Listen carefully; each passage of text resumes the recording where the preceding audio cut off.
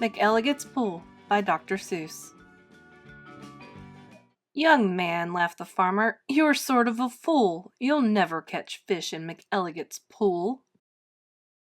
The pool is too small, and you might as well know it. When people have junk, here's the place that they throw it. You might catch a boot, or you might catch a can. You might catch a bottle. But listen, young man, if you sat 50 years with your worms and your wishes, you'd grow a long beard long before you'd catch fishes. Answered Marco. It may be you're right. I've been here 3 hours without one single bite. There might be no fish, but again, well, there might. 'Cause you never can tell what goes on down below. This pool might be bigger than you or I know. This might be a pool like I've read of in books, connected to one of those underground brooks. An underground river that starts here and flows right under the pasture and then, well, who knows? It might go along down where no one can see, right under State Highway 203, right under the wagons, right under the toes of Mrs. Ambroso's who's hanging out clothes. It might keep on flowing, perhaps, who can tell, right under the people in Sneeden's Hotel, right under the grass where they're playing croquet, then under the mountains and far, far away. This might be a river, now mightn't it be, connecting McElligot's pool with the sea? Then maybe some fish might be swimming toward me, if such a thing could be. They certainly would be. Some very smart fellow might point out the way to the place where I'm fishing, and that's why I say, if I wait long enough, if I'm patient and cool, who knows what I'll catch in McElligot's pool. I might catch a thin fish. I might catch a stout fish. I might catch a short or a long, long drawn out fish. Any kind, any shape, any color or size. I might catch some fish that would open your eyes. I won't be surprised if a dogfish appears, complete with a collar and long floppy ears, woofing along, and perhaps he might chase a whole lot of catfish right straight to this place. I might catch a fish with a pinwheel-like tail.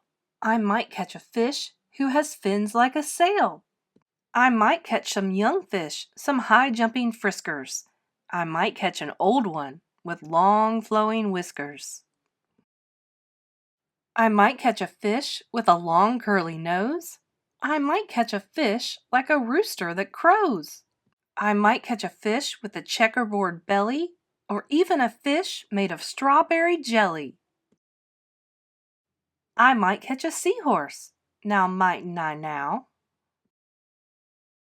I might catch a fish who is partly a cow. Some fish from the tropics, all sunburned and hot, might decide to swim up. Well, they might they not? Racing up north for a chance to get cool, full steam ahead for McElligot's pool.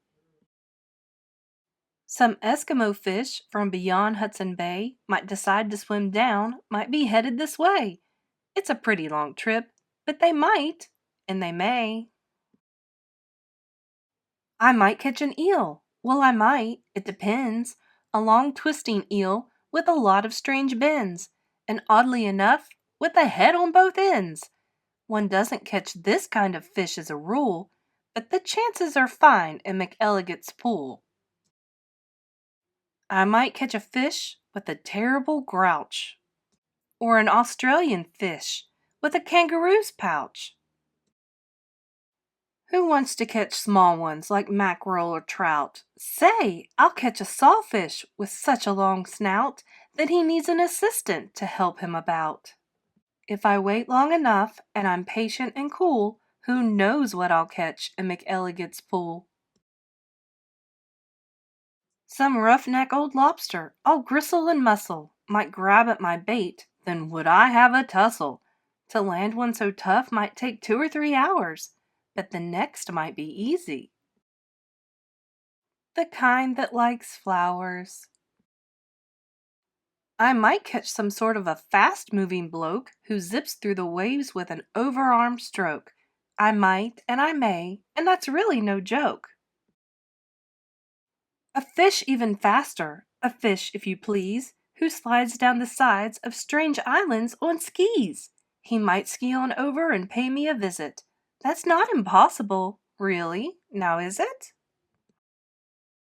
Some circus fish, fish from an acrobat school, might stage a big show in McElligot's pool.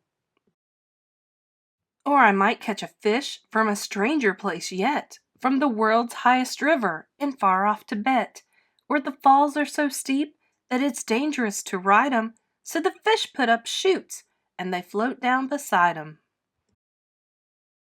From the world's deepest ocean, from way down below, from down in the mud where the deep divers go, from down in the mire and the muck and the murk, I might catch some fish who are all going glurk. Whales! I'll catch whales! Yes, a whole herd of whales, all spouting their spouts, all thrashing their tails. I'll catch 50 whales, then I'll stop for the day, 'cause there's nothing that's bigger than whales, so they say.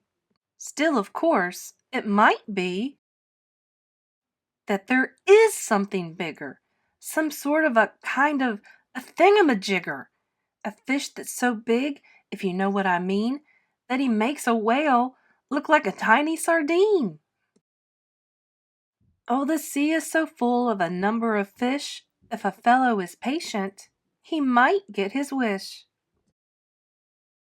And that's why I think that I'm not such a fool when I sit here and fish in McElligot's pool.